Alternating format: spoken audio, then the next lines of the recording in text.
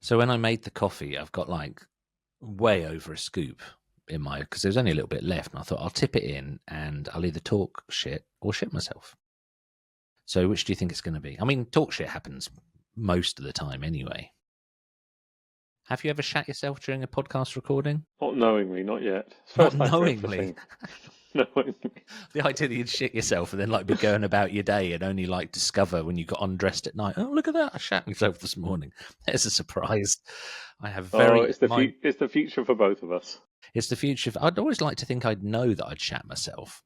I mean, you can't always be totally sure. I was driving to see a client once and I got close to the turning for their road and I lifted a cheek just to let out a little cheeky parp and it just felt wrong. And I sat back down and I thought, no, that does feel like shepherd's pie in my knickers. So I just drove straight past and went back home. Because it just wasn't sibilant. It was what Why did you put shepherd's pie in your knickers? It's a Simpsons quote. I hope that's shepherd's pie in my knickers. It's what's become known in my family as a lumpy trump. Lumpy Trump. Have you done a lumpy trump? No. So, this is a music podcast. How are you, Dr. Sam? Just curious. It was like I was doing a Zoom chat the other day. Why do books behind people annoy people so much? It's because it's distracting. So it's kind of too much stimulus. I like being nosy. I think it looks classy.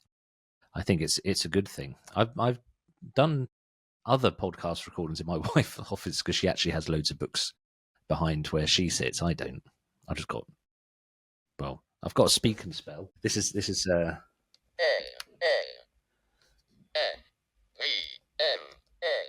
what does that spell? I can't hear it well enough. Can you hear it? Okay, hey, let's try. DNQLM.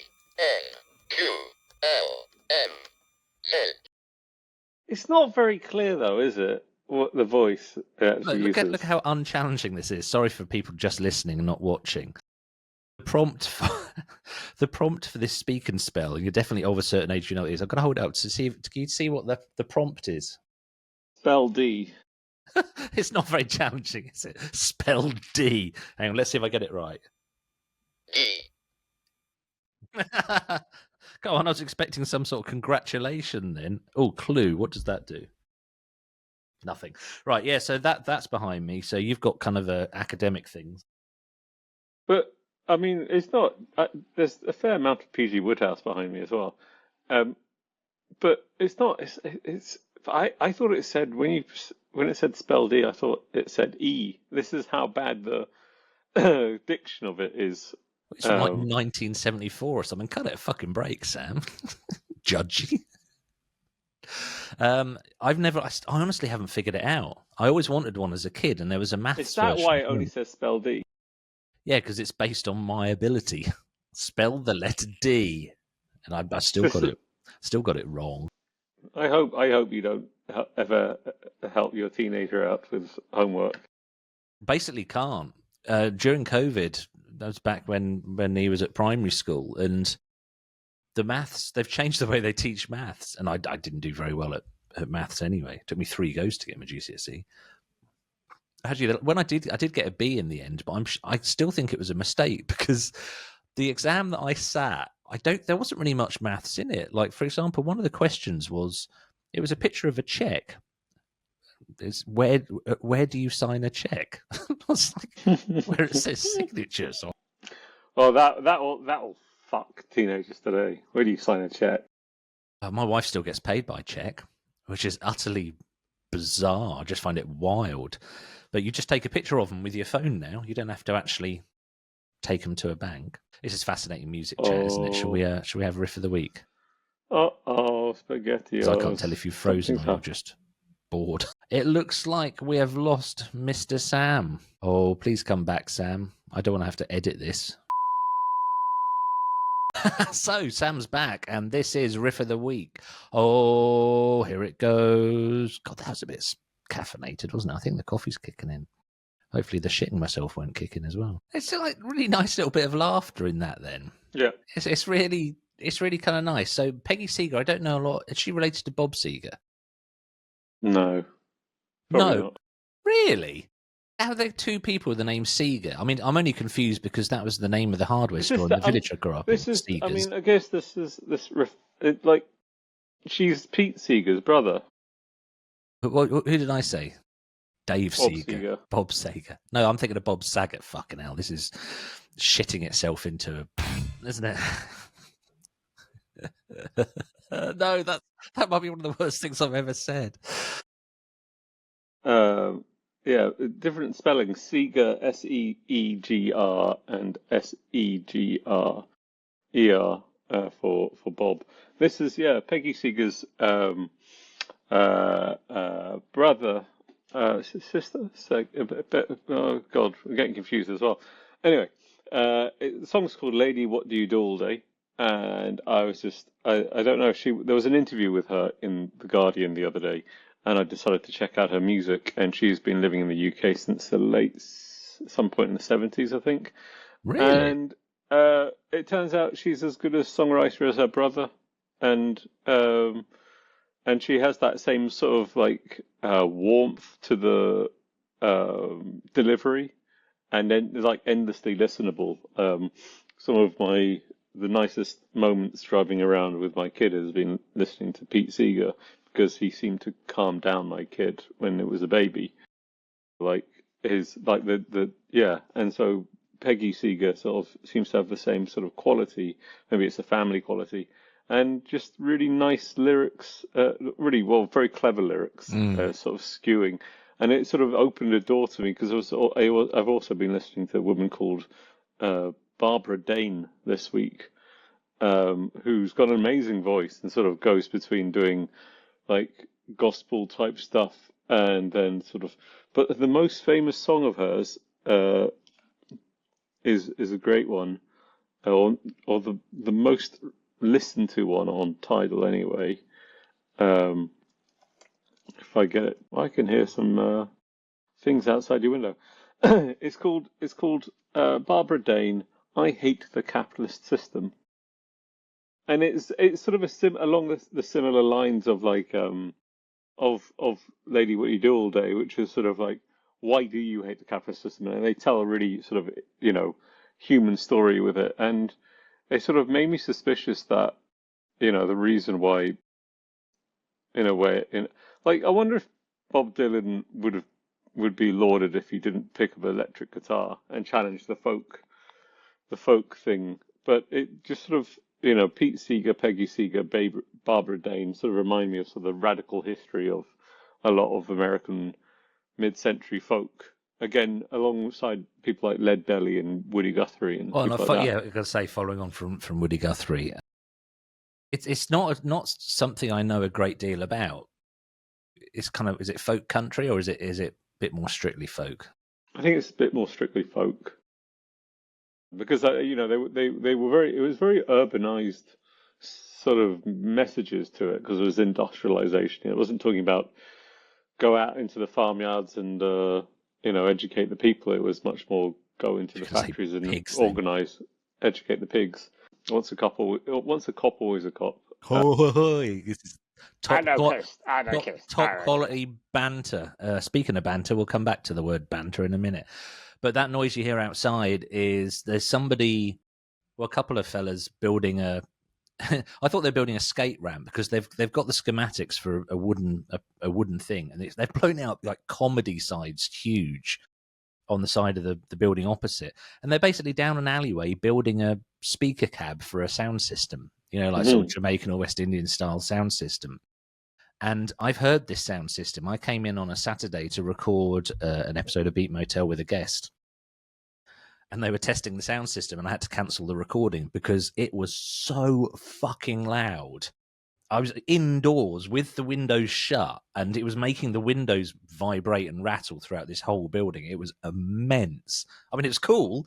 Shame I had to cancel the recording, but I was like, there's something really I find really appealing about those sound systems because they don't do left and right. They just like make a mountain of speakers, and they're all handmade, so there's no two the same. But good God, they just sound brilliant. I just love how sort of DIY ethic it is. Like, make this shit happen.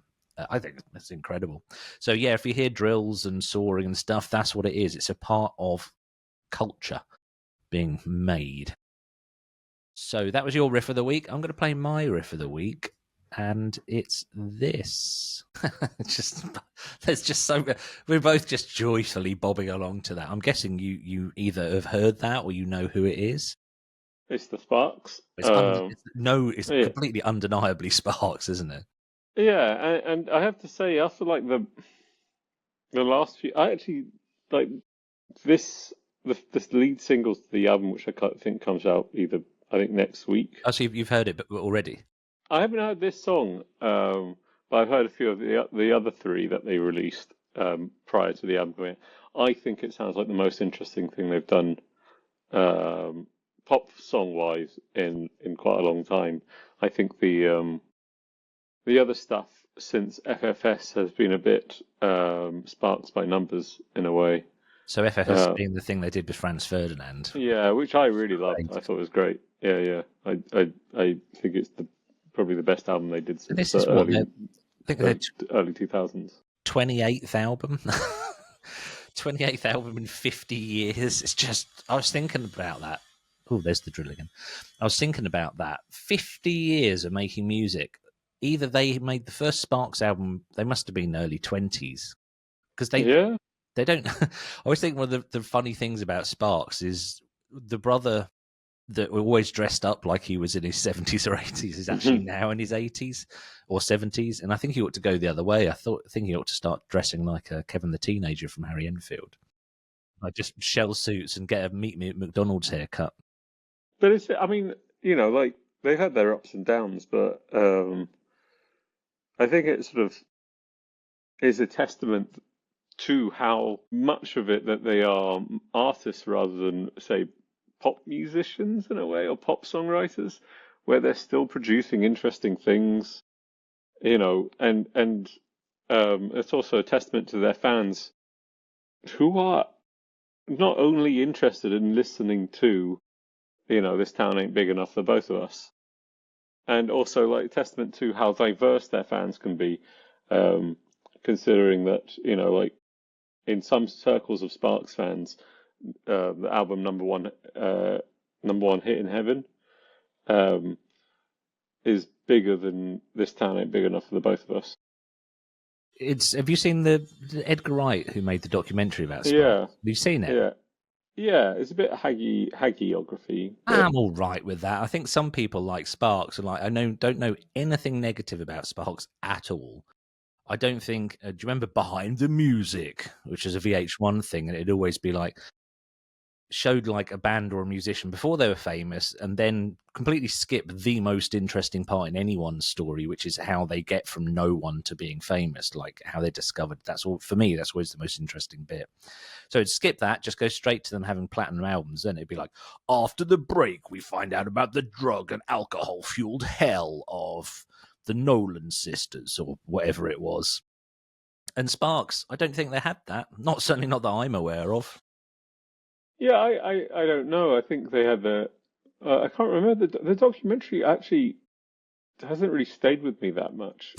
Because I think I remember thinking that they didn't really give much away of their actual own personal lives, which I think is a good thing. I don't like. I always thought ages ago there was a Quincy Jones documentary on Netflix, and I started watching it, and I couldn't finish it because this is so positive, and I always like sort of, frankly, and this is maybe a bit narrow, but I always preferred sort of English music documentaries because they were sort of prepared to go with, yeah, we weren't really getting on, but this is the album we produced, and it's probably for money, but it was all right. It's a bit more. It's a bit more sort of human error rather than going, oh no, this album that no one likes is still genius. I quite like Questlove. His Sly Stone documentary is quite nice because Questlove. There's such a massive slice of Englishness to him. Well, because him and Roots, they lived in Camden for years before they got really famous. So I think they've got that sort of like gentle humility, but also the humor as well. But yeah, the kind of American documentaries where they're like got the person in front of them saying, "So you revolutionized the world with this hit single that went on to smash through. How did you feel?" I was like, I don't give a shit how they feel. But also, you're talking about kind of not knowing anything about the personal details behind somebody. I couldn't give a fuck if one of Sparks likes Cocoa Pops or not.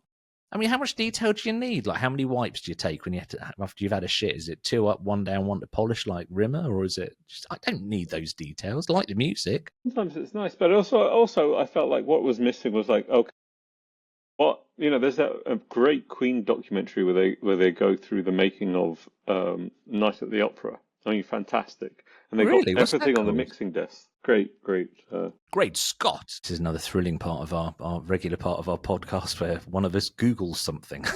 I think it's literally called. Oh, it's a classic albums. The classic album series are brilliant. They were. I really love those. They really were. I mean, even the Nirvana one and any Nirvana thing is. Any Nirvana documentary gets so fart sniffing so quickly, and I'm going to make myself unpopular, but Nirvana were great for what they did, but they didn't invent music. It was, I think they were a friendly unit shifter, not by their design. I'm not I'm not accusing anyone of doing that deliberately, but they just found they call it hitting the zeitgeist. They were just right place, right time, bang. Suddenly that's where all the focus is, like it has been with many other bands, Arctic Monkeys in this country. What's interesting to me is when bands then carry on in doing interesting things. I'm not a huge Arctic Monkeys fan, but they arguably are, and Sparks are. This is a classic kind of Sparks track because they have the lyrics can be so mundane if you just look at them on surface value. Because there was the last album, "The Girl Is Crying in Her Latte," I hated that. Yeah. which had Kate Blanchett on stage with them at Glastonbury Festival. Just like seemed so strange. But this one, a little bit of light banter, and then we turn off the light. You're like, on the surface, you're like, yeah, he is just singing about whatever's popping into his head. But then if you sort of think about it and give it a bit more consideration, you think, no, that sort of is one of those lyrics that tells a really big story. Because it's talking about kind of staying together with someone and having this little routine so that you always connect before going to sleep. And I think it's actually quite sweet. Yeah. It's sorry, I've just got into this. They're still making them apparently, or they make them they make them sporadically. But yeah, Make what? The classic album documentary sporadically.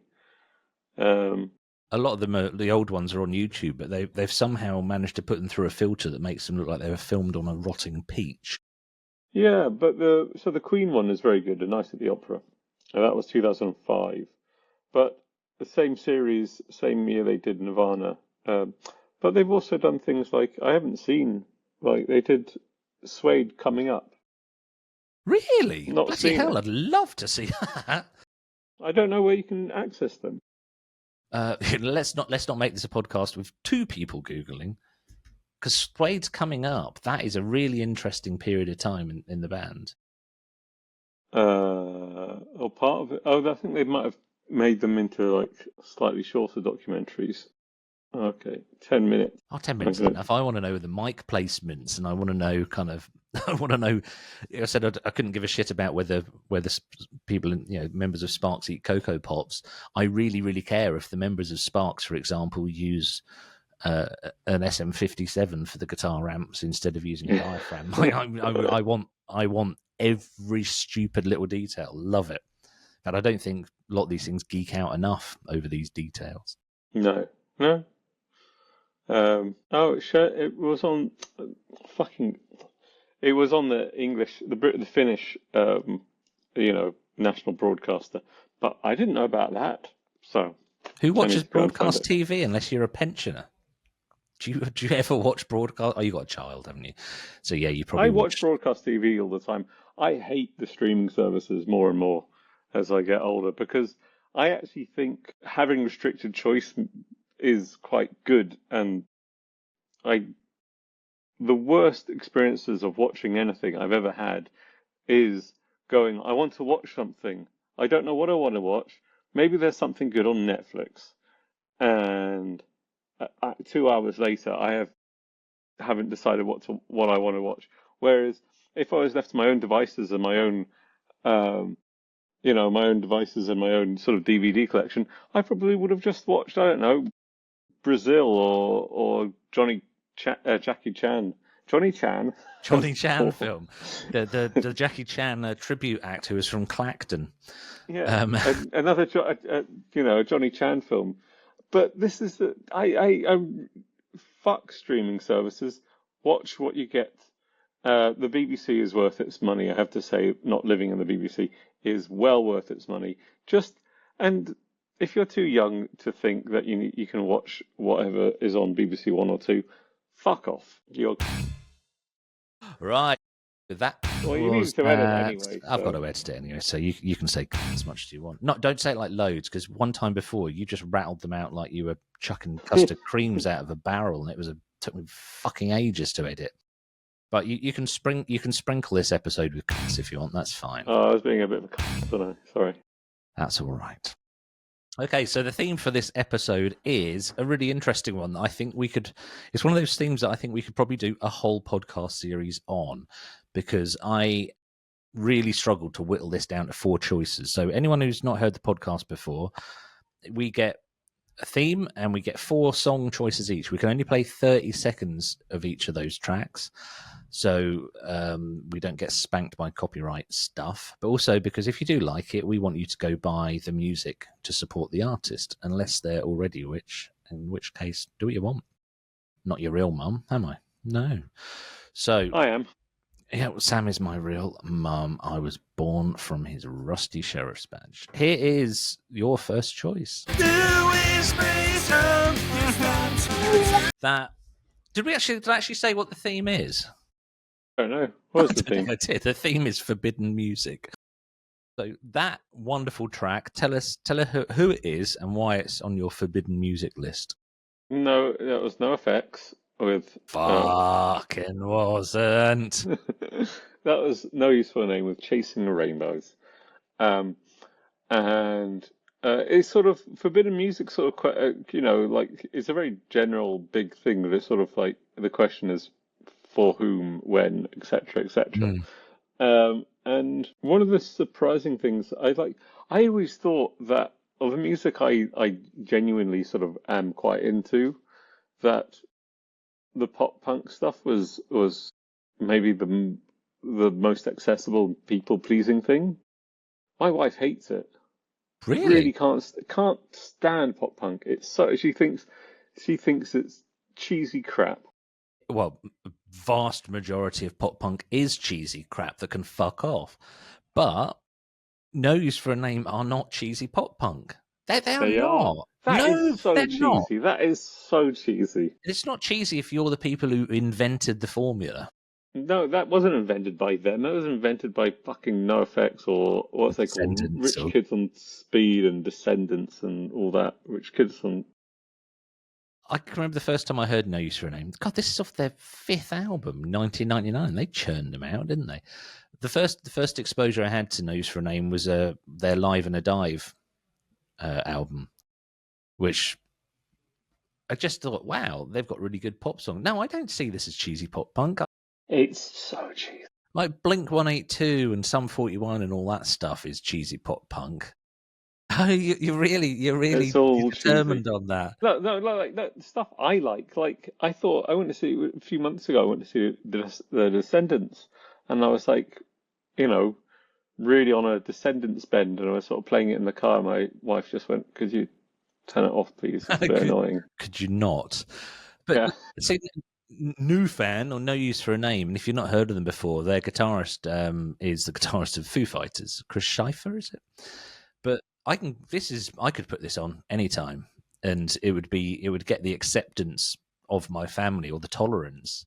In fact, it's bad that it's inoffensive. In a way, my wife has more tolerance for the next thing on my list. Much more tolerance for it. I can't agree with you on No Use for a Name. That being said, I've never listened to him because I can only take so much saccharin. I think they're not though. Like One thing I never understood about No Use for a Name is that the lyrics are quite often unremittingly, unrelentingly miserable. Like really miserable topics. And Tony Sly, the singer, I guess that was, rest in peace, Tony Sly. I guess that was dealing with something, or because it's sort of, they seem quite unusual. Apart from bands like Zero Down, who like Zero Down released one album that was, very challenging topics around mental health. Let's leave it at that. But No Use for a Name, for all the poppiness and all the saccharine, there are loads of songs about like domestic abuse and stuff. It was, I sort of could never quite figure that out. Right, so let's move on to my next choice, which I have played a bit of this before, but it is the forbidden music. It just gets more and more intense from then on. That's Venetian Snares with, I was about to say hand job. I'm sure it's not called hand job. Handjal. Gel, I don't think is any much better than hand job. Hand job. There you go. Instant band name there. And that's a tune or an artist, Venetian Snares, who instantly gets the no. So if I ever play it, What is in my study, know about it? I love it, and I couldn't really tell you what. I think it sort of tickles me. There's so much going on in it. The really slow sort of violins, which I'm guessing must be sampled, but the non-repetitive nature of the drums. There's so much going on, and it never latches onto like a single beat for very long. Is that the thing that sort of winds? It's the thing that I love. Yeah. But my wife, that's what just makes her head hurt. She literally just like, stop, make it stop. She can't even passively hear it. She's been sat in the lounge at Beat Motel Towers, Glamorous Studio B, and I've been in the office at the back of the room, and she's still just gone, no. I think she actually texted me once, sent me a text message from elsewhere in the house, just go, no, because I guess it must just be really challenging in a almost like opposite of OCD. I don't know. Well, like I can't. I realize, like I can't. You need different music for different things, and if stuff is too busy, if there's too much going on, it really sort of cuts out the ability to do anything else apart from sort of just decide that a part of your brain is just going to be occupied with this.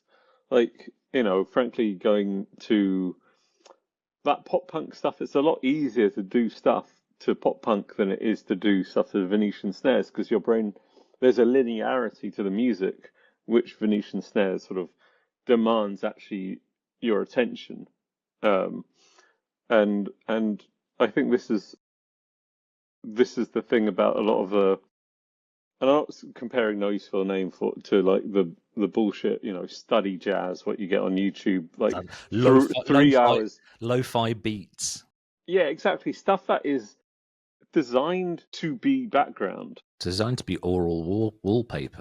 Yeah, which is like, at which point you're just going, just turn it fucking off, because you're just over, at some point you are just overwhelming yourself with information. You don't need that oral wallpaper. If you either have music on or you don't have music on. And there are people who I have, like I can't, if I'm trying to write something, I cannot have anything, or read something, I can't have, if it's just a short email, I can't have anything with lyrics on it.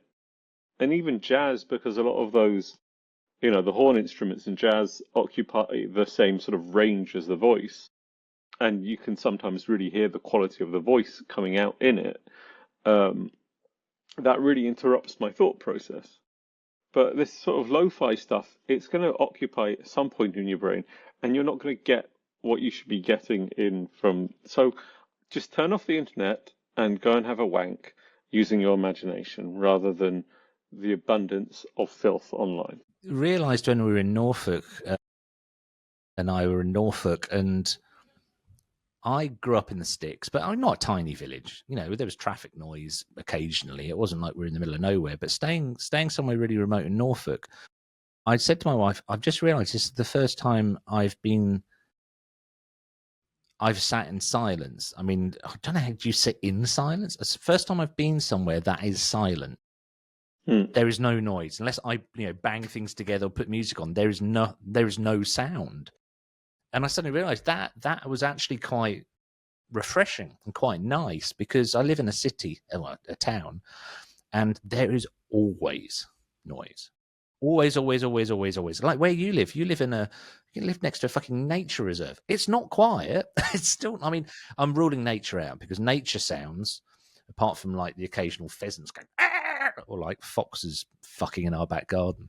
Nature sounds fine, but you just don't get silence. So I've got some noise cancelling AirPods, and that's how I now make phone calls, because I put them in, then I use the computer to dial up, and I don't know, I'm going to explain how I make a phone call.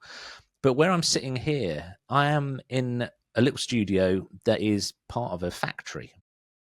So there's always chattering voices, which I kind of like. I like that.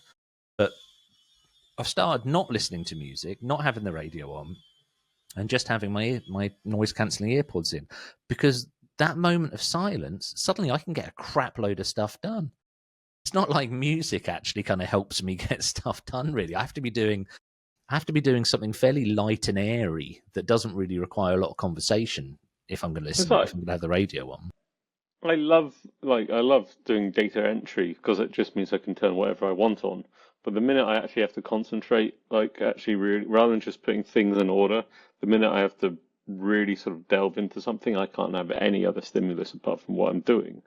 And something like Venetian Snares is like, it's just so overwhelming with the amount of information it's giving you that, if you're trying to do anything else apart from listen to it, it's not. I mean, I know of Venetian Snares. There's a reason why I've really not got really into their music, I think, is because there's so much information coming at you. You've definitely got to be in the right mood. And some music like that, I can't have that on before probably about 11:30 in the morning. In fact, it's an afternoon or possibly an evening band, really. I used to work with someone who was really into black metal years before I was. And he'd pick me up for work at, sometimes 7:30 in the morning, and he'd put Nile on. And I'd be like, I cannot. It's probably why I didn't like that kind of metal for so long, because I cannot have that much stimulation in my ears at that time of day. It's too much. But Nile, Nile is particularly, like, their production is so compressed, it's ridiculous. Well, at least some of their albums. This would have been in a 1991 Ford Fiesta, and stereos in cars used to be fucking terrible. So I couldn't make it out anyway. I just knew that it was too much. Right, so that was Venetian Snares, Forbidden Music. Here's your next choice. You've got to listen to the notes they're not playing. I can do that at home. Who was that? That was the Albert Ayler trio, Ghosts Variations 1. Oh, from the popular BBC comedy drama. I really like that. I chose that sample because you got like, oh, here's a sweet little tune, and then you get the point where he just goes off on fucking. It just unravels. It just completely unravels. It's like, oh god, who is it? Oh, it's a Fatboy Slim video where people are like doing things, and I think it's Everyone Needs a 303. People are doing stuff, and they start listening to music, and their bodies just start like jerking around like that. It's like people trying to drink a cup of tea, and they suddenly chuck it over the shoulder. This is the musical of that. How do you even conduct that? Like, right, everyone's sheet music is going to self-destruct now. Just like, this isn't sheet music. You've just put some tangled wool on the music stand. I reckon that first part was a little bit rehearsed. They knew what they were doing. They knew like the tonal area of where they were going, and then it was sort of like, oh, let's just see what happens, because it's free jazz, and so it's unlike a lot of people's sort of understanding of free jazz. There can be elements of structure to it. Oh, there has to be. There are rules to free jazz. It's not just completely. Well, whatever. Sometimes it is. Yeah, but this is very much like, this is 1970s, I believe, and this is sort of very pioneering, very early stuff. So he was Albert Ayler's sort of a very important name to free jazz, and you sort of get why it never really sort of got bigger than a lot of Suzi Quattro. It never got really that like popular, but it's a very important movement. But it's quite hard to go. Like I don't know. Like I do think there's an aspect of free jazz which doesn't make sense recorded. And I think I've said this before, because it's all about being in the moment. So there might be a point where you've smoking so much weed or you've had so many drinks, you're just sort of going, oh yeah. There's other points where you're going, it's free jazz in a way is like the Jackson Pollock of music, because it is so abstract and it's so sort of like sometimes without form, that if you don't see something in it, you're probably never going to see anything in it. So let's say you've got up at 5 a.m. because you shit the bed and you toddle off to the kitchen, leaving a little drip as you go, and you think, I need a cup of tea, I'm going to listen to some music. Would you put this on? No. So do you think it's one of those things you couldn't cope with in the mornings? I don't really like anything in the morning. I can't listen to any music in the morning. I might stomach a bit of, frankly, Radio 3, but I sort of like silence in the morning. Six Music does this thing called cloud busting, and I realised my wife this morning said, "Oh God, they're doing such a 90s thing." So cloud busting is like safe stuff. It's the stuff that is not going to be challenging for anyone. But that's very challenging, though. That stuff. It's a bit Radio 2 for me, which my wife objected to, but it is because I said this is proof that Six Music's targeting our age group, because it's all early to mid 90s indie, and I find some of that so cloying. But then something will come along and they'll play like a track off Marquee Moon by Television or something, and I'm suddenly like really into it. And then it will play fucking Elastica. I swear, like whoever runs the BBC owns shares in Elastica's PRS checks. They get paid so much. I mean, this for me, it's sort of like, I don't know. I struggle to listen to radio that I have an opinion about. That's why, like, in a way, I like stuff on Radio 3 much more. Because one, they speak a fucking ton less than Radio 6, where I swear every time I try to listen to Radio 6, it is 5 minutes of music and 15 minutes of chat, and most of the time it's just some wanker talking to themselves, and it just grinds my gears. It grinds my gears. And then on Radio 3, they will play a whole classical sort of 45 minutes without interruption, and it's sort of like, oh, I can actually have that on in the background. We've talked about it so often, it's practically a meme on the Beat Motel podcast, but I love Radio Helsinki, but at the moment I can't listen to it for reasons that I cannot fathom. I've got a radio app on my Mac, and because I'm in a studio, the sound either comes from the laptop, literally out those shitty little speakers, or it comes through the monitoring system to these huge speakers over there. Sorry, another classic audio-only thing, over there. And Radio Helsinki will not play through the big speakers. It'll only play through the crappy little MacBook speakers. But I really like it, and I really like the adverts, because I've got no idea what they're selling at all. I don't want to know. So I can listen to Radio Helsinki because it's not that distracting. Like, for me, as a non-Finnish speaker and as someone who's not tried to learn Finnish, it's the language completely impenetrable. If it was German or French or Spanish or Italian, any other sort of Latinish language, I'm still trying to crane an ear and still trying to make out what they're saying, because you can sort of get a feel for it. But Finnish, no idea. Absolutely no idea. Not even the intonation. I can tell if. Do your ears pick up at like the occasional English word, or English is the... English word will ring like a bell. It's Because it's sort of like your brain is just going, oh, something. to latch onto. Yeah. It was my problem when I'm listening to someone speak Finnish is I'll understand what they're saying in Finnish, and then all of a sudden they say an English word, and that's all It that fucks sort you of up. lunches.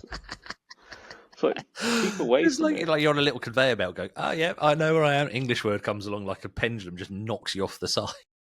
Yeah, but yeah, I mean, free jazz is not a music that's welcome in like dinner parties either. In a way, I think it fucks people up more than extreme metal because it can be subtle in its how it's going to fuck you I up. was going to say exactly the same thing. And to illustrate that point, I'm going to play something which is kind of allegedly extreme metal. And it's this. Bass playing. That is another one that in my house, very much, no. To be fair, I don't listen to it very much. I sometimes use it if I really want to go to bed and my wife's like not ready to go to bed and we're flicking through YouTube listening to music. I'll put this band on and just go, right, I'm out there. Just like, it's a definitely kind of evening ender. You probably know who that is. Do you have a guess? Oh, that Imperial Leather? That's Imperial Leather Triumphant, indeed, with Dave Lombardo on drums and Thomas Harkey of Meshuggah. But Dave Lombardo on drums, that's the reason I chose that bit. He's like, I want to do a solo. Dave, just play the drums. I want to do a solo. It goes on for fucking ages on this song. It just And gets the bassist wants to get in on the just act like, as I'm well. bored. I'm just gonna like. I'm bored. But frankly, and this is one of the points that a lot of free jazz sounds to me as the musicians are a bit bored. And I like the Albert Eiler thing because you can sort of hear the point where his mind starts wandering. With this, you can just sort of hear the bassist going, "Oh yeah, okay. What does this sound like?" Let's have a little bit of that wandering bass because it's not even like it's not following a scale or anything, is it? It's just kind of yeah. I mean, it's one of the points where I sort of think. I mean, it's a nice sort of thing to hear sometimes from someone who has. I would guess this bassist has sort of jazz training. It's not always successful. it's not always jazz. It's not always successful. And I really like the album, but I have to say some of his, and I think he is.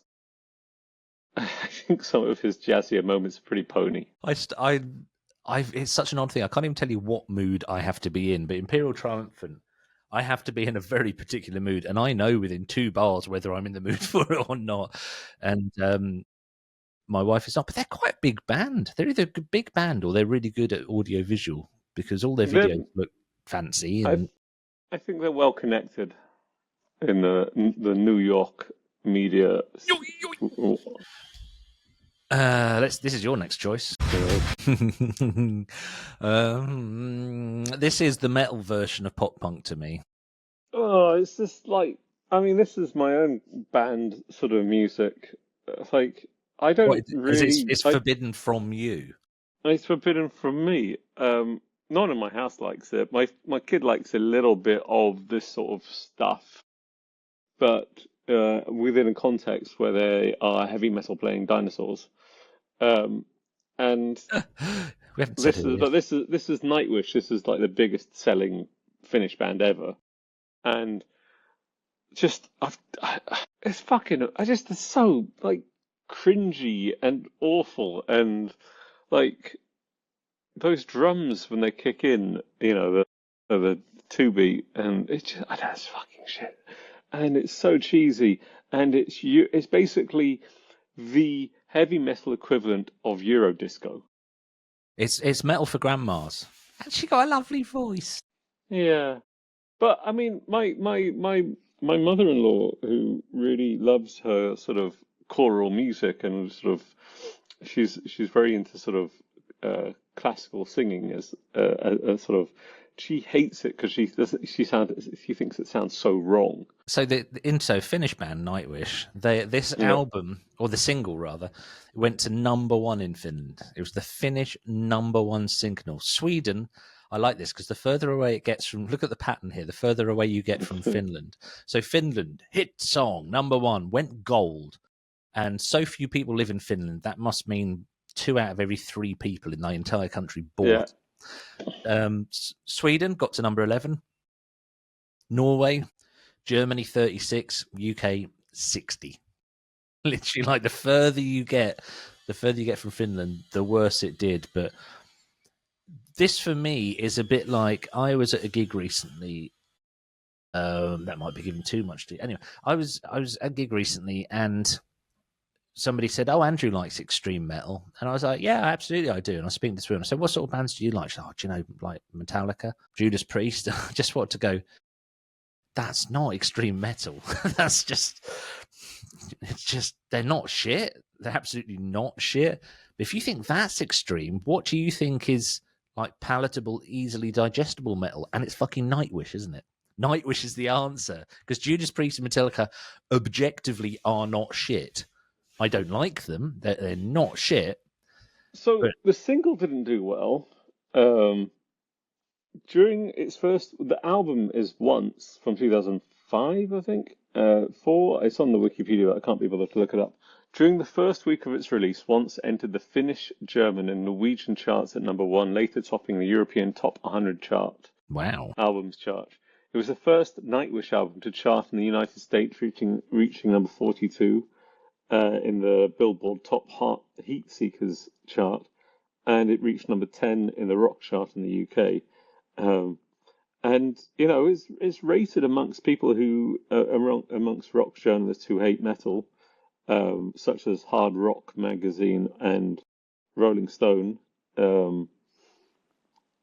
There's it has sold. The album has sold 2.3 million copies worldwide. That is nuts. And I think it directly led to bands like this. So it goes from like trying to be extreme metal to being a Eurovision entry. But it's also, again, this is just a bit of a bitchy episode in some ways. It's like, let's get it out. Let's get the negativity out. There's an element of that, like what I would call metalcore aspect, where it just sounds so like I hate when it's so macho. Like, you know, that I don't know, there's something about it which doesn't sort of, I like it's when when there's no sense of humor in any evidence whatsoever, and I think that sort of music suggests that there is no sense of humor. I think that's an entirely fair point. It really is. I mean, that level of macho-ness of like, you didn't wipe my bum correctly. well, that's that. Do you know who it was?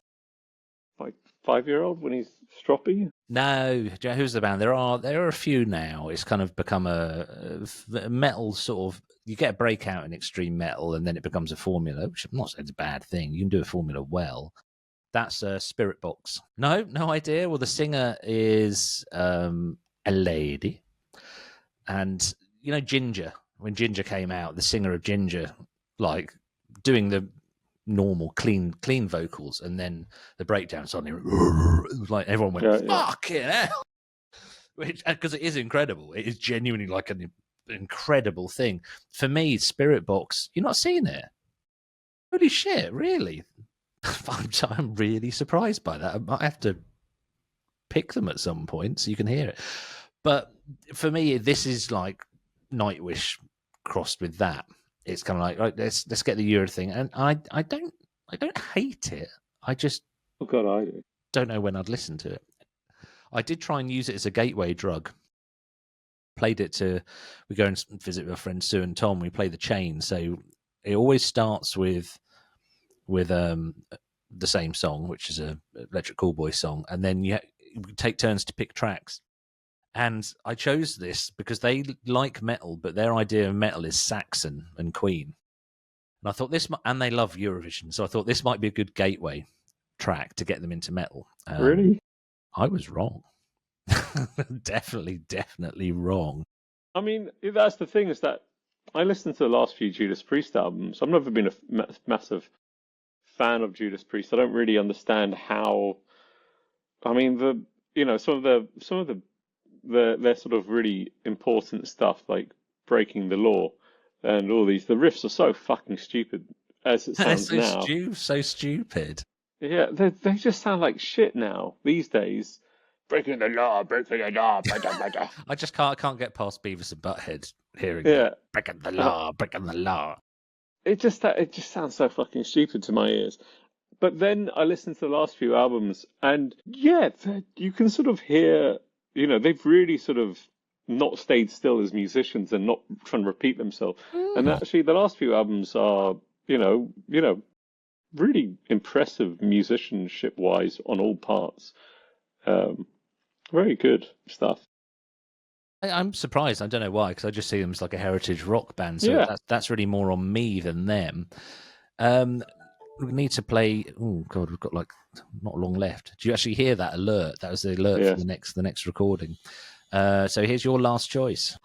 Yeah, I I think kind of love this. that. I think. I really like it, but it's the same sort of thing as Venetian Snares, and it's That sort would of get a Venetian Snares no in meets my house. yeah, Venetian Snares meets sort of Imperial Triumphant. You have quite jazzy sort of timings to stuff, and I really like. And we're going to do really extreme. We're going to do really extreme, death metal drumming, but over the top, we're just going to go doo-dee, doo-dee. But the nice thing is, it's not dominant. It's there as a texture, which is what makes it so interesting. But that snare kind of they bounce it off the rim, don't they? You're Yeah. not just striking it. It's like so it sort of gets the. Yeah, I dig that. I don't know how well it would work live. Yeah, But but yeah, I mean, that was a bit of a lazy choice, basically. Like people who don't like extreme, I think a lot of people who like extreme metal would find that challenging as well because it is dissonant and it's not people pleasing and it's willfully sort of nasty and dirty and fucking great. And if you don't like it and you like I don't know Pantera, go fuck yourself. yeah, good to get a Pantera digging. Here's my last choice. Like and subscribe. That's probably one of the fastest no's that I can put on in my house that will get stopped, which does happen sometimes because it pops up in the middle of an album. Do you know who it is? The Law? I'd love that to be true. I would love the idea that the Lars took a sudden left turn. Well, I don't know if it's true, but apparently Supergrass did with the last album before splitting up. Apparently they genuinely recorded a drone album, which I don't know if that's true or not. But that was Velvet Underground.